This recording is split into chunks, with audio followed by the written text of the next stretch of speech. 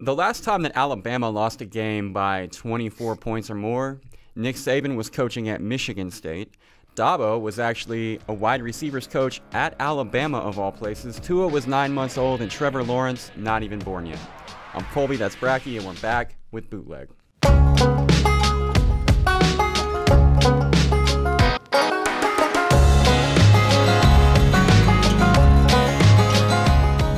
On today's show, we'll put a bow on the 2018 college football season, and we'll do just a smidge from the early signing period, since we kind of mailed it in the past few weeks, in favor of doing as little as humanly possible on my part, or in the case of Bratke, driving cross-country, flying to Alabama, of all places, Tennessee. Yeah. Apologize. Chattanooga, I forgot where you were located. Then flying back to West Virginia, then driving back to Texas. Yeah. And I was a little worried that you would not survive, but you did. You're here. Yeah, it was every time we make that drive, build a little more character.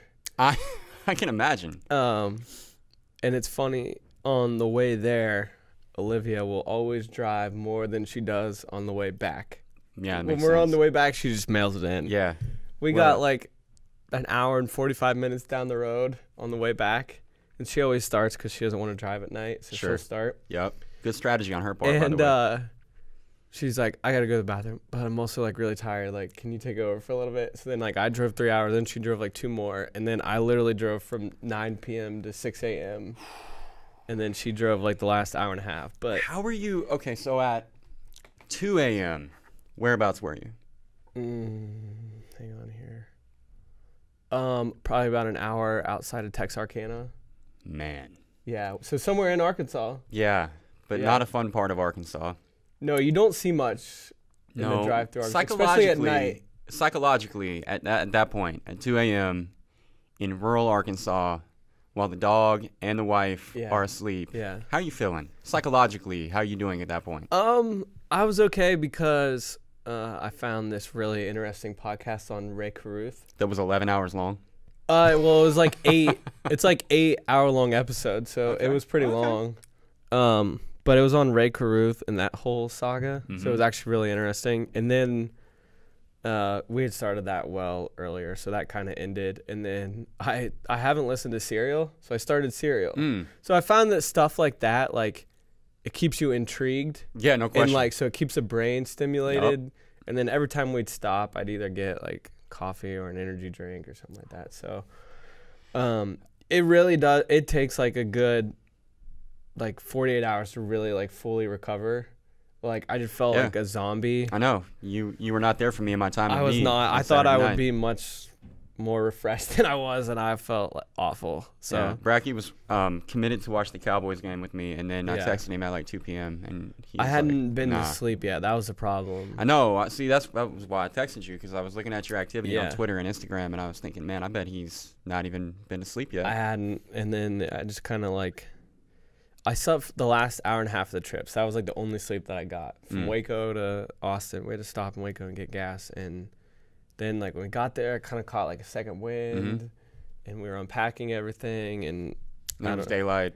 Exactly. Yeah. And then finally, like, it just hit me all at once. Did you go Serial the most recent season, or did you go all the way back to season 1? All the way back to season 1. Okay. I've been through all 3 of them now. Okay. So I can tell you, season 2 is fascinating. Season 3 is probably my least favorite, but I used season 3 to get to Arkansas for my mother's birthday. So because Olivia was actually awake when I started Serial, and I think it intrigued her, so she stayed awake too. So I think we're like 5 or 6 episodes into season 1. Yeah, it's great stuff. Yeah, it's good podcast. I guess we could actually talk college football. We probably should. And I guess we could start with Clemson, Alabama. Let's do it. I don't want to belabor the point because everybody has already exhausted all of the available takes by now, but what Clemson did to Alabama on Monday night was pretty unreal. I mean, we talked about it before the game, and obviously we both thought Clemson had a chance to win, but winning by 1,000 or whatever the final was, like, didn't see that coming. No, not at all. That was, I even texted you one point during the game. I was like, this is shocking. Like, it was like, okay, you're waiting for Alabama to make the run. You're waiting for Alabama to make the run. And then Clemson just kept stopping them in the red zone and then scoring at will. Yeah, well, that was a crazy thing, too. Like, 13 minutes to go in the fourth quarter. Bama's down 44-16. They're down in the red zone trying to score, and Fowler's talking about it like they still have a chance. Yeah. Like they need to hurry, but they still have a chance. Yeah. I can't think of any other team. Right. Where at that point, any other team, the conversation would have just been basically celebrating Clemson. Mm-hmm. You know, I mean, trying to make any sort of interesting conversation about whatever you could think of to talk about. But everybody, I mean, myself included too. I couldn't fault him for it because I was even thinking like, okay, if they score here, they're only down by 3 scores. They get the ball back, whatever. Like, it wasn't until they put Hurts in that you were like, okay, they are conceding. Yeah. How did you feel about that? Because I almost felt bad for him that they put him in. Yeah, I probably would have kept Tua in because I would have wanted to go down swinging and like scoring as many points as possible. But like when you're throwing Jalen in there, like just like throwing him to the wolves, like yeah, well, I mean, you're treating him like a garbage time quarterback too. Like you've already kind of, yeah, you know. No, I mean, totally agree. I don't know. Just kind of throwing him out there and hoping. I don't know. Maybe they thought it was being respectful to him, like giving him a chance. Well, Twitter was split. Like I saw tweets before Jalen went in from people that were like, "Yo, you need to let Jalen play now, like just last run with Alabama." Then there were others, myself included, that were like, I don't know, just felt kind of disrespectful to Jalen. Yeah, if I was Alabama, I just would have kept Tua in because I felt like he gave me the best chance to score, and I would have tried to make the score as respectable as possible. Yeah, well, they failed in that. Yes, endeavor. they did. Worst loss for Alabama since the 1998 Music City Bowl, a 38-7 loss to Virginia Tech. Oof. That Alabama is not this Alabama. So I do think the scarier part for all of college football, though, is the fact that now it's not just Alabama and everybody else. Now there are 2 juggernauts. Now it's Alabama and Clemson. And then everybody else, bona fide juggernauts atop the college football world, and both of them are crazy young. I mean, you got Trevor Lawrence and Justin Ross, who owned Alabama last night, both freshmen, true freshmen. Tua, Travis Etienne, Jerry Jeudy, Henry Ruggs, all sophomores. Jalen Waddle, Pat Surtain Jr., both freshmen.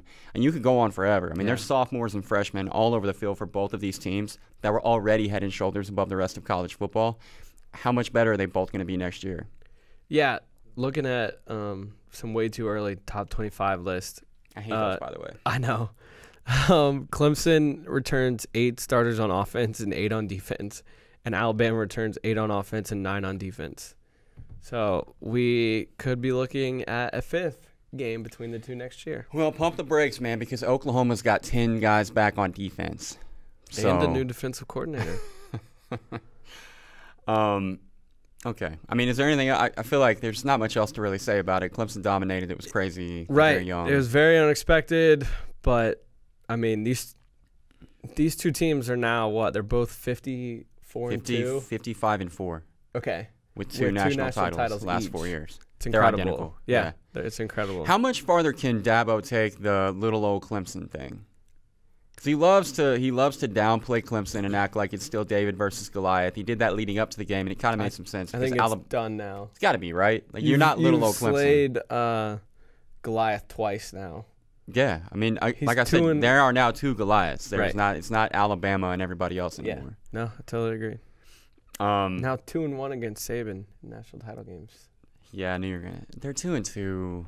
Last year was semifinal. I know, I get it. It still counts. I'm just saying. I know, you're right. I'm just saying. Yep, 2-1. Dabo's got his number. I guess we could look ahead to next year, and that means looking back at what happened over the early signing period. There was some player movement, not just related to guys that signed with new programs, but also some transfers that were involved. Alabama lost the national championship, but they're winning signing day.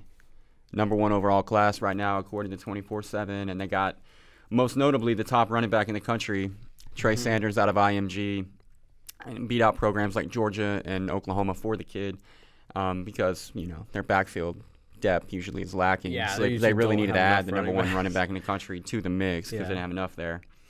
Daxton Hill flipped from Michigan to Alabama, and then 2 weeks later, without any warning, he signs with Michigan. That one was pretty surprising because it was like I'm looking at the tweet now, 7:18 a.m. Like everyone's like just like waking up, like getting ready for the day, and then Michigan's like, boom, Dax Hill, he signed. I wonder if they knew what he was going to do. Yeah. I wonder if because that's very, I don't know Dax Hill. I've been around him a little bit at some different things, but he's just very quiet and very like understated. He doesn't necessarily enjoy the spotlight. You can't really get him to be vocal and give you, fun responses to questions or whatever. He just is very business and very quiet, which I admire. But in this situation, he was definitely like covert ops about the signing. He wasn't, a lot of guys want to celebrate that. Yeah. And he was just like, here's a 7 a.m. tweet. See you later. I have to bring it up. Arkansas has what will be the best signing class in school history. It's incredible, man, for what they did on the field last year. Yeah, you go 2 and whatever, 2 and 10. To go out, to be able to go out there and sell your program to all these, impressionable young kids and tell them, hey, you can come here and win, and then believe in you. It's pretty incredible. Yeah, obviously I've been a Chad Morris fan. I admire the guy, but I'm not 18 years old. I'm not 17 years old. I don't know. I'm fascinated by the selling job that is taking place at Arkansas, because to get the kid on campus, that part is what I don't. Once he's there, and they've proven that, once they can get the kids to Fayetteville, and that was really the trick in this process for them, was getting kids on campus. That was something that Bielema and his staff could never do. They can never get the murderer's row of 4- and 5-star prospects to come to a game. Arkansas had by far the best prospects on campus during this season. Now, they are always there watching a loss. So that's kind of a bummer, because you spend the weekend there, you kind of fill in the program a little bit, and then they get waxed by Missouri or whoever. But yeah, the process of getting them to come to Fayetteville, I was really amazed at what a great job that Morris and his staff did at doing that. And, look, they have no fewer than 13 4-star prospects signed right now. They're in on some other guys as well. And Jalen Catalon from Mansfield Legacy is another one of the guys that they're after. It's crowded, but they're after him. Adonis Ote is a kid who everybody thought was going to commit to Auburn, and then like that morning, it was weird. He like tweeted a delay on the announcement, and then randomly went to Arkansas, but then he didn't sign. And now I guess Southern Cal's in on him, and I don't actually expect Ote to end up in Fayetteville. But point being, they already have 13 4-star kids. That number could increase, but even if it doesn't, that's more 4-star signees than Brett Bielema had in his entire tenure at Arkansas. Jeez. In one class. That's impressive. Trey Burks, TQ Jackson, Hudson Henry, and Shamar Nash, all 4-star, 3 of them wideouts, obviously Henry being the tight end, Hunter Henry's little brother. That's as good a pass-catching quartet as anyone in the class collected until Oklahoma, U.S. Army All-American game. Is that still what they call it? The All-American game, whatever it is. Jaden Hazelwood. They're absolutely killing it in recruiting right now. Back in the top 5 for the first time in a very long time.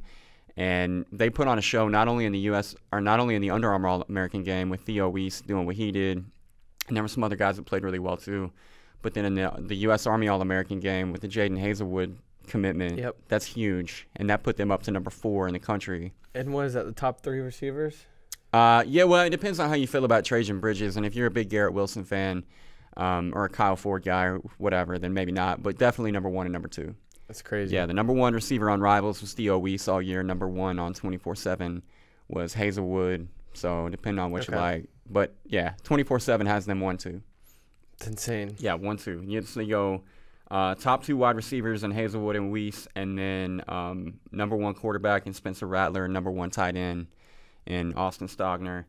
And Rattler and Stogner played on the same team in the All-American game the other day, so you got to see that connection a little bit early if you're an Oklahoma fan. And then Trajan Bridges is the 3rd wide receiver who, 24/7 only has him like 10 overall, but I think he's 3 or 4 on Rivals. So yeah, Oklahoma's, the way they're going about it is fascinating, because they've taken a concept which is to create media to celebrate signing day, which every program in the country uses, but the way that Oklahoma's doing it is unlike anything else that I've seen, in that they're literally, I keep saying they're making movies, but for real, it's like this outside-the-box idea, very abstract, not really even football-related this year. It was obviously the record player and like the kid on the record. And the album cover, Yeah, and if you think that doesn't matter, Jeremiah Cradell from Modern Day, who's their top-rated defensive player, everybody thought was going to go to Oregon. Then he announces his commitment on ESPN early on signing day and goes to OU. And while everybody's putting their hat on, Cradell's got his album cover. And that's what he wanted to show off. And I feel like that's all you need to know about the way the players are receiving the ideas that OU has. And then obviously we talked about it as well with Lincoln Riley being the lead recruiter on a lot of these guys, where in the past Bob Stoops was the closer. Now Lincoln is kind of leading the way. Yeah. So it's really impressive what they're doing there. And at this point, they're recruiting at the same level as an Alabama, a Georgia, a Clemson. In fact, they're ranked ahead of Clemson in the 19 class. Thoughts? I feel like I just talked forever. No, I was actually looking at their class last night, and obviously it's super impressive what they're doing on the offensive side. And it obviously helps when you have back-to-back Heisman Trophy winners. Yeah, it doesn't hurt. Right. So, but it's also what they're doing on defense. They have 7, 5, or 4-star prospects coming in next year on the defensive side, and then you pair that with Alex Grinch coming in as the new defensive coordinator, and to me it just shows Oklahoma's not going anywhere and can recruit on the level that Alabama and Clemson are, because you have to be in that college football playoff conversation. You just have to recruit on that level, as we've seen with the champions the past 5 years, and they're showing that they can do that. Yeah. And, I joke about the 10 guys back on defense because we all know how bad that defense was, but you bring in Grinch with a fresh way of looking at things defensively, and it's not like they're hurting for talent on paper on that side of the ball. I mean, all those guys on that side of the ball were very highly touted and highly recruited, and then you add to that the talent from this class, obviously, and moving forward. I mean, if Grinch can even get them just into like a top 50 defense, now we're talking. Right. I mean, because that's all they would lack. If they'd had a top 50 defense this year, I'm not sure that Clemson would be the national champion just at the level that offense played at. Georgia, I feel like kind of crashed and burned at the end of this year, but they're not going anywhere. Right. Obviously, right back in the hunt in 2019. And you could argue that they're even getting a little bit stronger during the last couple of months, in spite of the fact that things haven't really gone their way with the late loss to Alabama and then the blowout to Texas off the field. Currently the number 2 class on 24/7, headlined by one of our favorite guys, Nakobe Dean from Horn Lake. I feel like Dean is Roquan Smith Part 2 waiting to happen. Yeah, and he was a guy that kept his recruitment really close to the vest. And I think with most recruits, you can kind of get a feel of, like, the two schools they're leaning towards. But it seemed like no one really had that with Dean going in.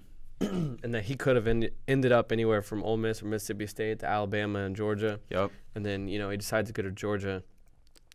As you said, just joins that loaded class with Nolan Smith there at linebacker as well. And like you said, they're not going anywhere. They had Jake Fromm back next year. They also got Dwan Mathis out of Oak Park, Michigan. Yes, he flipped from Ohio State, correct? Yep, and that was the early clue that Justin Fields was going to leave Georgia for Ohio State. Justin Fields trade right there. Yeah, pretty much. That was like the worst kept secret in college football. And it's kind of what I alluded to in the player movement. That's not necessarily only, incoming freshmen. Obviously, Fields being number 1 dual threat quarterback in last year's class, number 2 overall player, and things did not go like he thought they would at Georgia. And I don't want to stray from the point here, but I said this and I mean it. Fields ought to be, cautionary tale is too strong, but he ought to be a guy that in the future, these guys that are trying to find a place to go play in college look at and say, man, if Justin Fields can't do that, then why? And look, I don't want to discourage people from being competitive and trying to win a job. But Fields had the opportunity to look at all of his available options, several of which were layups, very, very obvious. I mean, if he goes to Penn State, for example, he backs up Trace McSorley. Actually ends up playing a lot this year because McSorley was banged up quite a bit. You couldn't know that, but what you could know is that McSorley's gone after this year. Yeah, so it's your program for the next 2 or 3 years. At Georgia, Fromm, as a freshman, just took the job away from another 5-star kid in Eason. So looking at the Georgia quarterback room, and Eason was still there at the time that he signed, Yeah. which I'm sure that he probably knew that Easton wasn't going to stay. But just looking at it for what it was, he went to Georgia to join a quarterback room that was 5-star backup quarterback Jacob Eason and incumbent starter Jake Fromm, who had just taken his team within minutes of a national championship. That was always a situation that was going to be really tenuous and pretty awkward for all parties involved. And then credit to Fromm for keeping the job. But Fields, I don't really know how it leaked, but it was clear in advance of the SEC championship that he was done with Georgia. Yeah. And the Dwan Mathis to Georgia from Ohio State was kind of the first clue. They actually asked Tate Martell prior to the Rose Bowl how he felt about Justin Fields going to Ohio State. And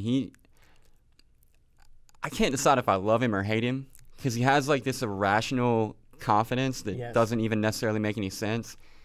And his response was kind of muddled version of, I'm not afraid of any guy that comes in from any other school as a transfer because you can't learn Ryan Day's system in anything less than a year. And I'm like, just because you couldn't learn the system doesn't mean that no one else can learn the system. And I don't know. I mean, I don't know what else he was supposed to say, but I watched the interview and just kind of cringed and laughed at the same time. And Fields, I'm sure, watched the interview, and his response was to pack his bags, head to Columbus, enroll in classes, and then follow Tate's sister on Instagram. Oh, man. What a savage. He doesn't even follow Tate. Now, I don't – what – Tate, just stop talking. He did, like you were talking about his irrational confidence. After the national championship game last year, he tweeted, I will lead Ohio State to the playoff next year. And that will be us winning the national title. I'll never forget it. And then he couldn't even win the starting job. No. If Joey Burrow had stayed there, he would have been third string. Yeah. Yeah, I don't know. I don't know much about Tate Martell, the player, but obviously Ryan Day is not sold on him, or he wouldn't have been going after Justin Fields. Right. It's not like Ryan Day was just dying to have a quarterback controversy immediately upon taking the job. And obviously Fields still has to get eligible, but I would imagine that waiver will be approved by the NCAA. Yep. Yeah, so Justin Fields goes to Columbus to take Martell's job, and maybe Riley _Martell, if you want to do the journalistic research that we did. We'll leave that to to you. I mean, if you're a professional like I am, you gotta know a what big you're J.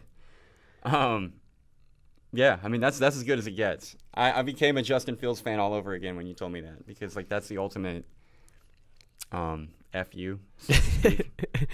Yeah, it'll be interesting to see what happens there. A lot of people predicting Martell will go ahead and leave town. I want to go on record. I have a theory. Okay, let's hear it. I think that Tate Martell will leave Columbus and transfer to Arizona. Okay. Because I think the number 2 program going after him when he ultimately signed with Ohio State was Texas A&M, which at the time was Sumlin and Mazzoni. And now Sumlin and Mazzoni are at Arizona. Okay. And he's from Las Vegas, so it's local-ish, and it's a coaching staff he's familiar with and one that obviously admired his talents. And if he's not afraid of Justin freaking Fields, he's not going to be afraid of Grant Gunnell. So that's my prediction. Tate Martell to Arizona. It makes a lot of sense. I too think we will see him leave Columbus.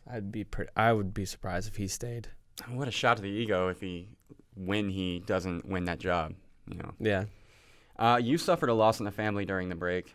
Thoughts and prayers to you and yours for the departure of your best friend Dana Holgerson, who left West Virginia for Houston, replaced by Troy's Neil Brown. And you wrote an excellent article that is now up on FloFootball.com. Please share your thoughts. So after the Camping World Bowl ended, started hearing rumors just from like family and friends that Dana was flirting with Houston and that he didn't come back with the team. And I was like, well, I don't understand the Houston thing whatsoever. But then come to find out he didn't travel back with the team, and that apparently Shane Lyons, the West Virginia athletic director, and Dana had been in talks about an extension or a raise, and they'd like kind of come to a soft agreement. And then I think Houston talked to Dana, and Dana took that back to Lyons, trying to get – he wanted like a 5-year deal, like long-term money. 5 years. $20 million. Isn't that the deal Houston made him? Yes, it is. I'm not sure if it was that much, but I know he wanted like 4 or 5 years, and Shane pretty much told him no. Like, he saw the writing on the wall, what was coming next year, and I think Shane did not hire Dana, and it's been no secret that those two have not always seen eye to eye. And I think he saw it as a perfect time to get his fresh start and get the football coach he wanted there, pick his coach. Sure. So it makes a lot of sense with Dana leaving. It's kind of like the right time, I guess you would say. And if you're Dana, it's hard to pass up what Houston was offering. The money, he's getting a raise. You can say he's taking a step down. Well, he's getting a raise. He gets to go back to a city that he really likes and enjoys and has been a coach there before. And also, he's just in the middle of the best recruiting ground in the country, in Texas, in an area that he's really familiar with. And with all this conference expansion talk coming up once again, Houston could very well be like in the Big 12 in the very near future. They could be. Also, I mean, I'm taking a step farther. I feel like the West Virginia fans, and you spoke to this earlier in the year. Yeah. There was some fatigue there with Holgerson there, and at Houston, he's going to walk in a rock star from day one. So he kind of gets to set the longevity clock back. No, you're totally right. The fan base was very split on him, and I was probably in the minority of those who came to his defense because I was one of the few people that looked at this logically. He was thrown into a pretty impossible situation having to transition a West Virginia program that was not ready for the Big 12 to the Big 12. And he did it. He was 38-32 in the Big 12, 61-41 overall. And, cannot stress enough, I think the administration and Oliver Luck, who was one that got us into the Big 12 and transitioned us over, thought we were much more prepared than we were. And it was pretty obvious really quick that we weren't. But he still finished in the top 5 of the league 7 out of 8 years, went to bowl games 7 out of 8 years. He won a BCS game against Dabo and Clemson. Yeah. I mean, you can't be upset. And then the other part I wanted to bring up, because everyone just wanted to talk about the disappointment in bowl games. And he went 2-5 in bowl games. Well, West Virginia all time is 15-21 in bowl games. No coach has a winning record in bowl games. Just something that we have struggled in forever. And then you look at it a little bit closer, and 3 times his starting quarterback was out. Twice to injury. In 2014, Skylar Howard made his first start for an injured Clint Triggett against Texas A&M. Last year, Chris Chugginoff, because Will Greer's finger was broken, started his second game. He started at Oklahoma last game of the season, but he was god-awful against Utah. And then, of course, with Will skipping the bowl game this year, Jack Allison made his first start. So 2-5, and 3 of those he didn't have a starting quarterback. So I just wanted to talk about how you can be appreciative of what Dana Holgerson did for West Virginia football, because without him and his leadership and familiarity with the Big 12 and the offense that fit perfectly in, and just his experience, we likely would have gone into the Big 12 and we would have immediately, just imagine we went into the Big 12 a year earlier with Bill Stewart. We would have been at the bottom of the league, and we would be trying to dig ourselves out of a hole that would be very hard to get out of. Mm-hmm. You'd be starting way behind, and probably all the other schools would be bitching about us. They don't belong. But because we were able to come in and win and be competitive, they've accepted us as part of the league. So I just wanted to get the point across that you could be appreciative of what Dana did, but still be very excited for Neil Brown. I know at first when you asked me, I wasn't that excited about Neil Brown. No, he was number 5 on your list of 5 guys. Well, I had Mike Leach and Lane Kiffin, guys that were not in the running at all, apparently. Lions made it pretty clear that he wanted Neil Brown. Yeah. And they interviewed Luke Fickell and Tony Gibson, the defensive coordinator, just as a thanks interview. I don't know, thanks for all you've done for West Virginia, I guess. But he made it his mission to get Neil Brown, and they did. And ever since I started like reading more and more on it, I'm really excited. He's kind of the opposite of Holgerson. Holgerson, you could argue things have gotten a little stale. I know, like, he didn't like to get out there and smooth with boosters and just, like, you know, go to all the fundraising things and this and that. But Brown will do that. He's going to go out in the community. He's going to talk to everybody. He's really high energy. He's a people person. He's super genuine.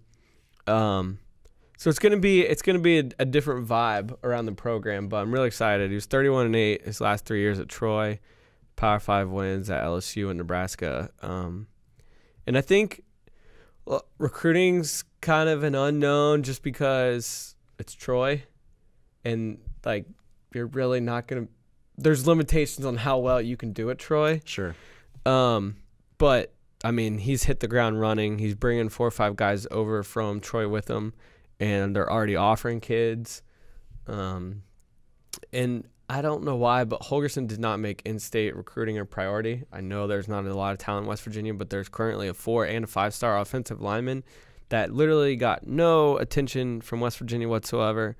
And now that Neil Brown is there, he's already talking to them and trying to get them on campus for visits, and they're willing to listen and are receptive to it. So it'll be interesting, but I'm really excited. August 31st can't get here soon enough. James Madison, you're screwed. Back in.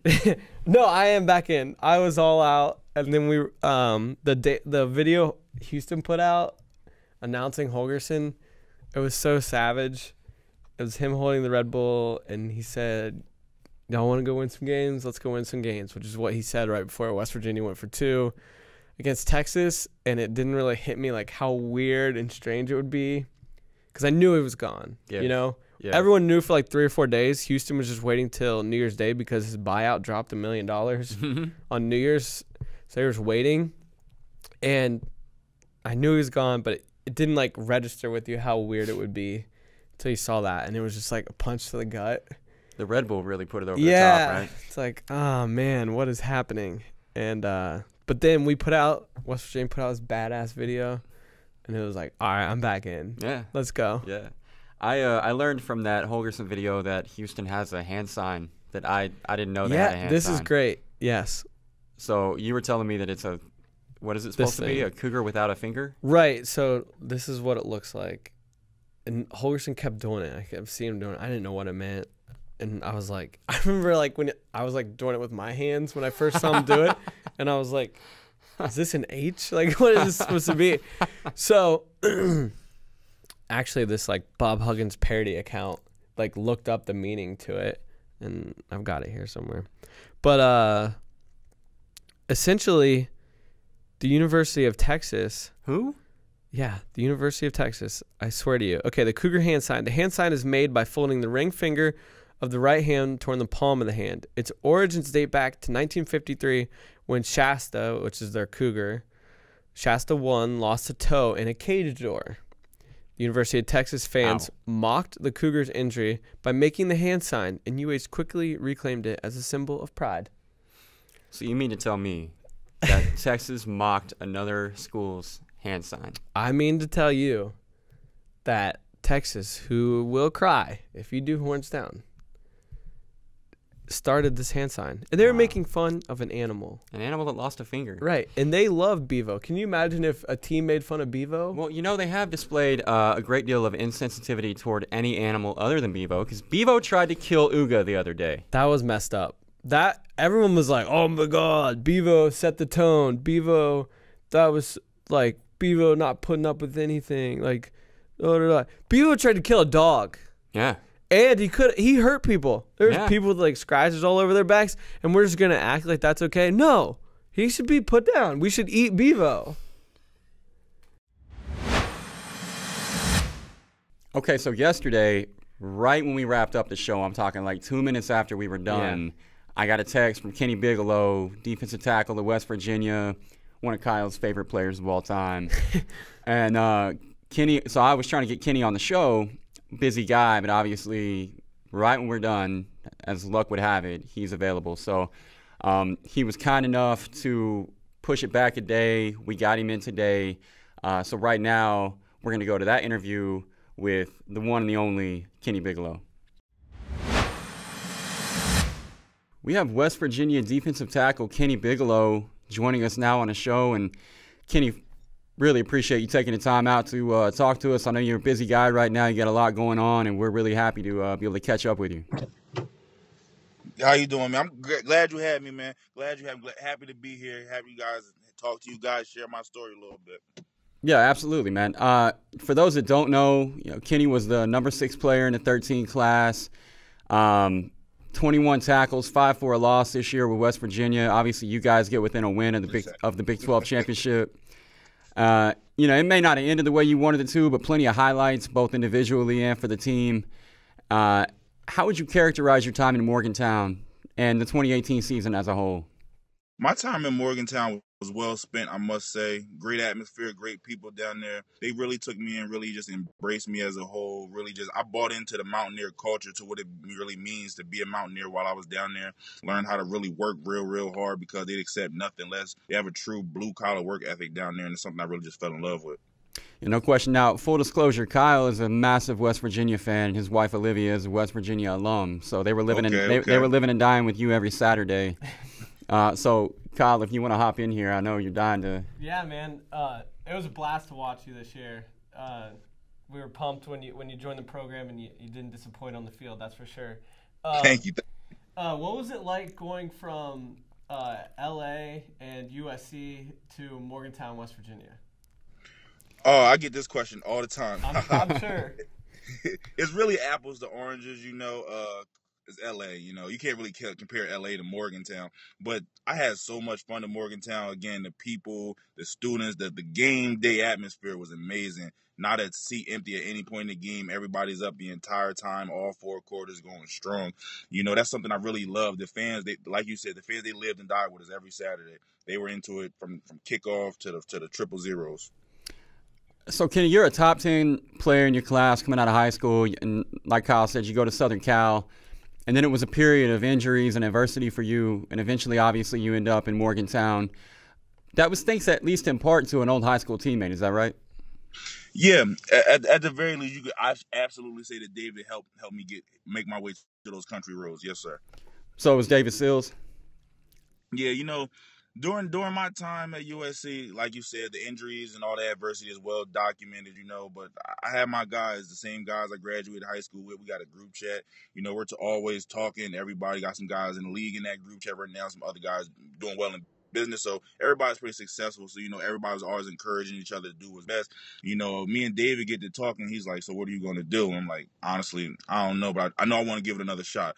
And he said, listen, coach has been talking to me. They're interested. They really want to get you down here. Got down there, watched the practice, watched the work, and I was like, yeah, I can absolutely see myself here, and the rest is history. And how'd that play out? Because I read a story about October 2017. You were actually contemplating retirement, and then the NCAA gave you that extra year, and then you end up at West Virginia. But how did all that play out? So going through the season at USC, it's not going the way I wanted to. I'm not getting the reps I want to. And, I see these young guys coming along. They great young talent at USC. They're always going to recruit top talent there. So I understand what happened, older guys, some injuries, so you kind of just got to I got caught in the shuffle, basically, and I wasn't happy with that. I knew I could play. I knew I could contribute to a team. And I, just went and talked to Coach Helton, like, listen, like, if I'm just going to be a practice body for you, like, I can't do that anymore, I have been through the injuries. I've been through it all. I'm a senior, I was like, I don't want to go out like this. And, we mutually agreed that, like, hey, this you want to do, let's move on. They wanted me to stay and fill like coaching position, become sort of a GA. I thought about it. I tried it for a little bit. But once I was granted that 6-year eligibility, I knew I had to take it. Sure. One of the things that I loved watching, or why I loved watching this year, is you played with a lot of passion and energy, and it seemed like the defense kind of fed with that. Now, the first play of the year, you kind of blew up the Tennessee quarterback, and then you broke out the celebration. You stick your finger up in the air, and it looks like you're like twirling a little bit. Yeah, like that. What's the story behind that? Oh, man, so during camp, it was one of those dog days in camp, man. The offense was The offense was getting after us that day, you know, and we really needed the big plays. One of our last team periods of the day. It was a live situation, you know.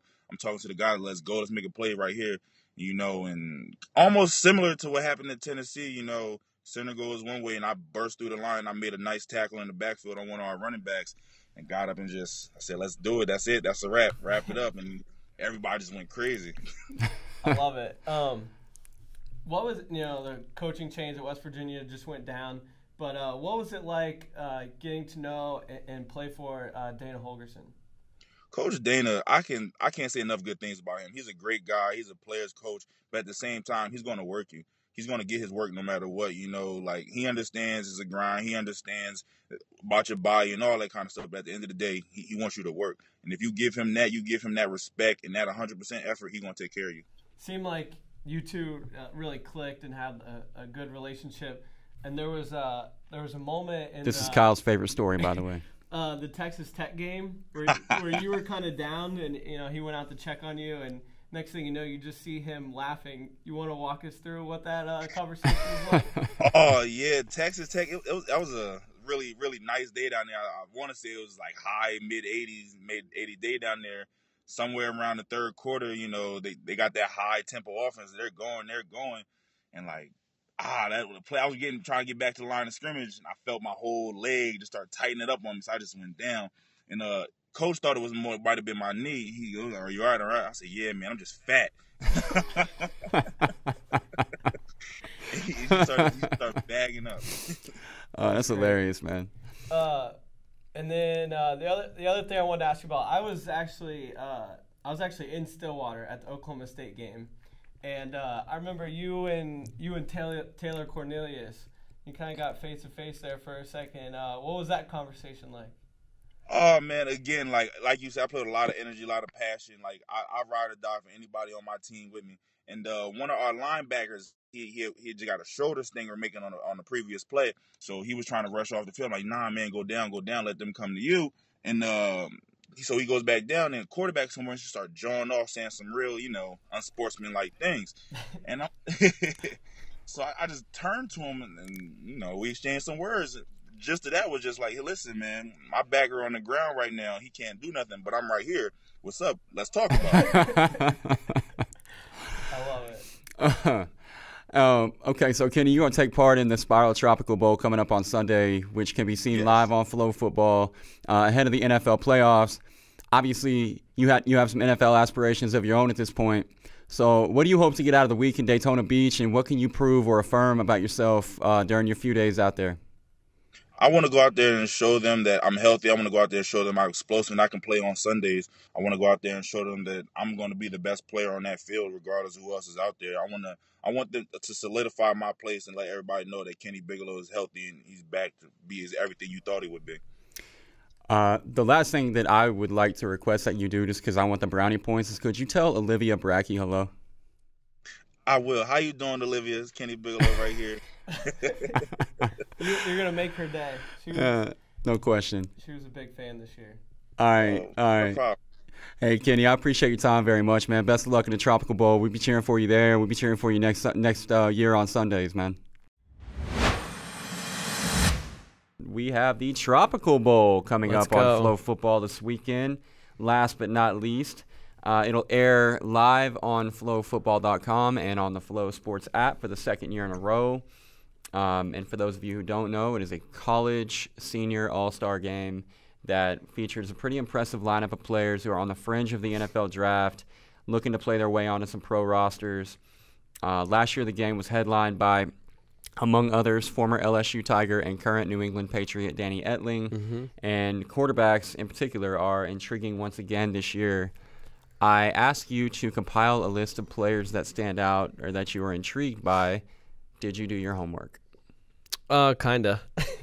Malik Rozier is very interesting to me. Yeah, I think that's easy pickings there, I guess. Broke Miami's single-season record for touchdowns. It was a major story a year ago. Yes. Kind of a rough year this year. Yes. It would just be interesting to see how he responds after a tough year.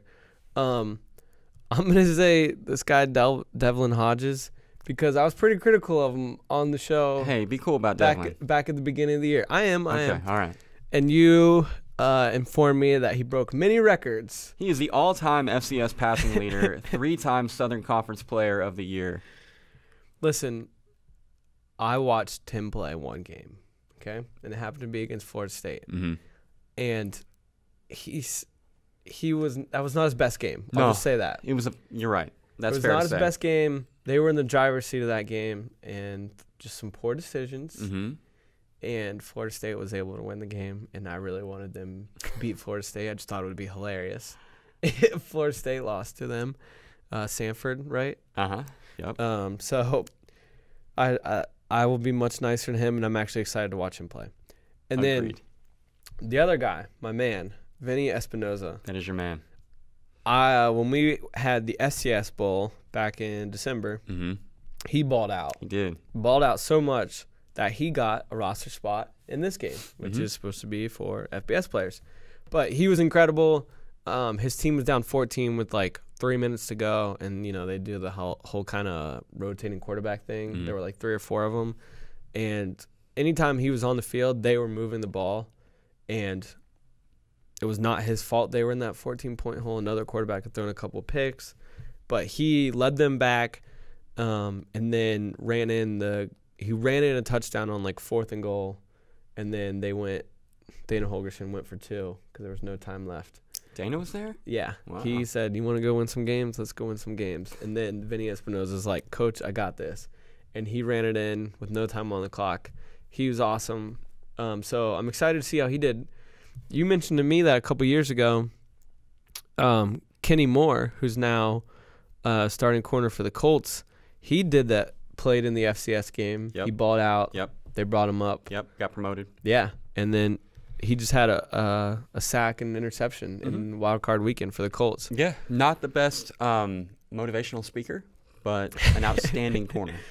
And then just because I'm a complete homer, but Kenny Bigelow, my dude, former 5-star recruit, went to USC, grad transfer to West Virginia this year, and was awesome. The first play of the year, he absolutely leveled the Tennessee quarterback, and it just kind of set the tone, and it was awesome. And he had this celebration.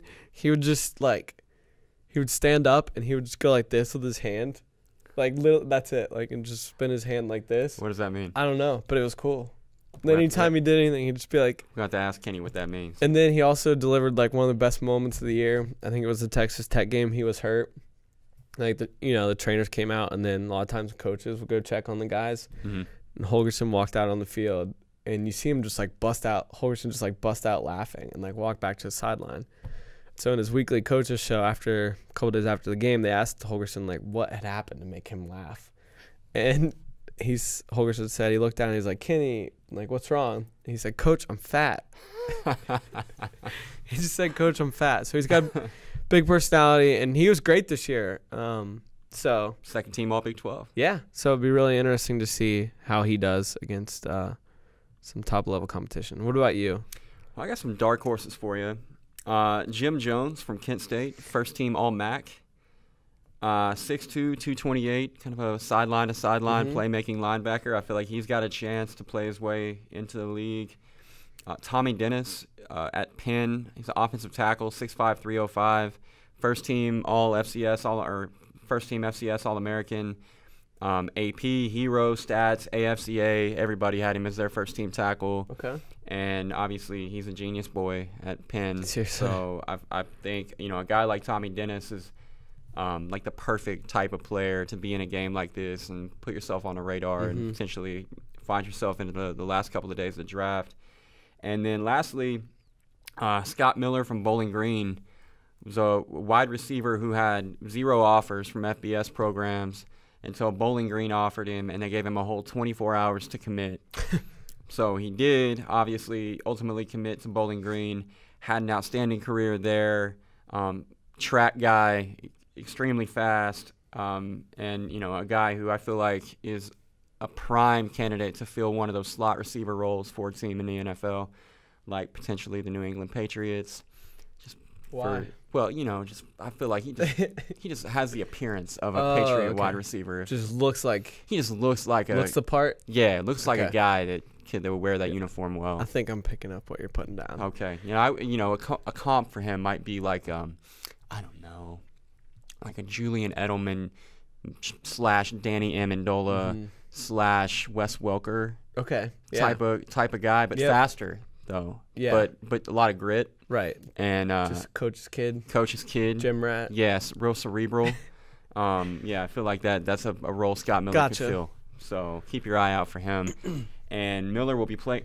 The quarterbacks are not, in my opinion, and look, it'll go the opposite direction just because I'm saying this, but the national team quarterbacks are Hodges, Rozier, and Espinoza. Just thinking the same thing. And, I mean, with all due respect to Tanner Mangum, I'm going to have to lean national team for sure on that quarterback room. And so I feel like Miller's going to have an opportunity to make some plays. You go Thomas Linta from Wagner College, Tanner Mangum, and then Gus Ragland, who I did see play at Miami.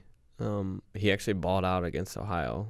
Okay, well, go Gus. But maybe the Gus bus will take him to victory. Yeah, and then Mangum, man, remember when he threw that Hail Mary against Nebraska? How could I forget? That was crazy. It was. So it's going to be a lot of fun. I'm excited. Sunday, 10 a.m. Eastern.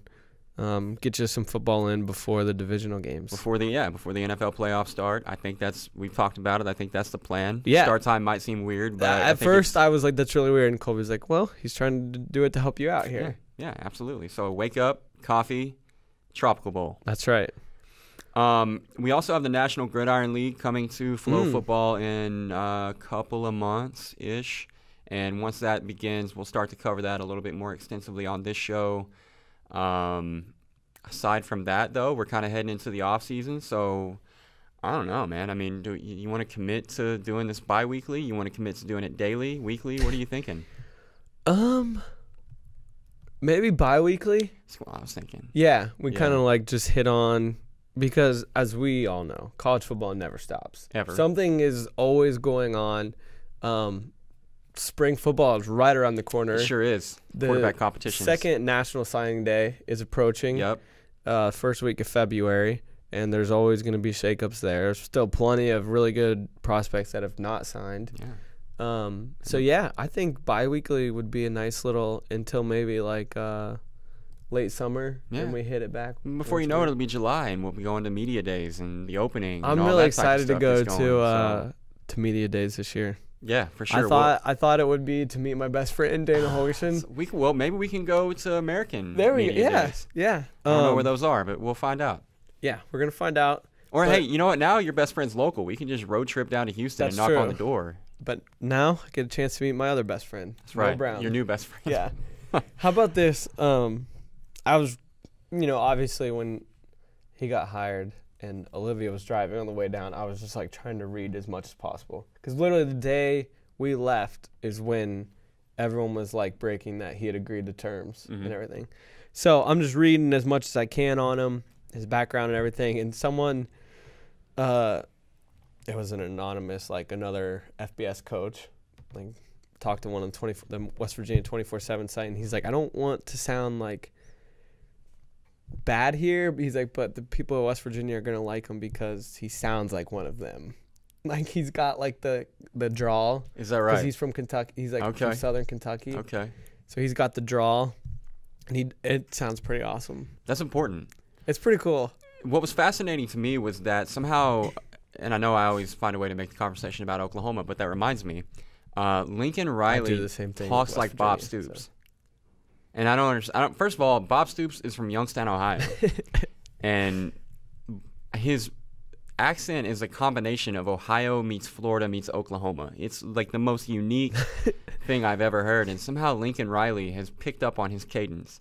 And it's almost, if you close your eyes, it's almost like Bob never left. Huh. That's pretty interesting. Next time. And also keep an eye on his shoulder. See that tweet I sent out about his shoulder? I didn't. So Lincoln Riley's shoulder has a mind of its own. It just moves. Huh. That's like his, he can't stop it. I don't even know if he knows that it's doing anything, but it's just like all over the place the whole time he's talking. That's like his tick? I think I retweeted it. Yeah, I did. There it is. Yeah, here it is. Yeah, check that out. Oh, yep. Yeah, see, there it goes. There's one. Do we got oh, wow. Yep. Oh, wow. Oh, wow. Oh, wow.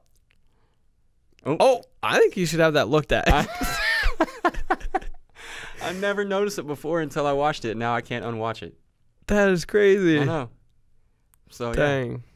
But don't worry, I'm sure that you'll find things like that to love about Neil as well. Yeah. Oh, look, Olivia responded to you. I didn't even notice that.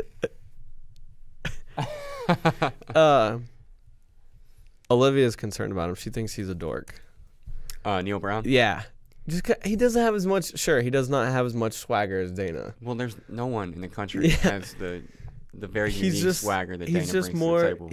He's more buttoned up, you know. He's just kind of like a dorky dad. Goes to Supercuts, gets the hair trimmed up every week. Exactly. You know? You can't. Not everybody can look like the GQ guy that Dana mean, I'd did. rather him be like himself than roll up with, Yes. like maybe he shaves top of his head and then grows a little mullet in the back and he's trying to channel his inner Dana. That's not going to be good. You don't want that. You get him chugging Red Bulls, something bad might happen. Maybe he'll switch to like Team Monster. That would be interesting if he just like went like not heel, but just kept the energy drink going. It was just maybe like Monster or Rockstar. Yeah, that would be cool. Yeah. All right. I'd probably start drinking that one then.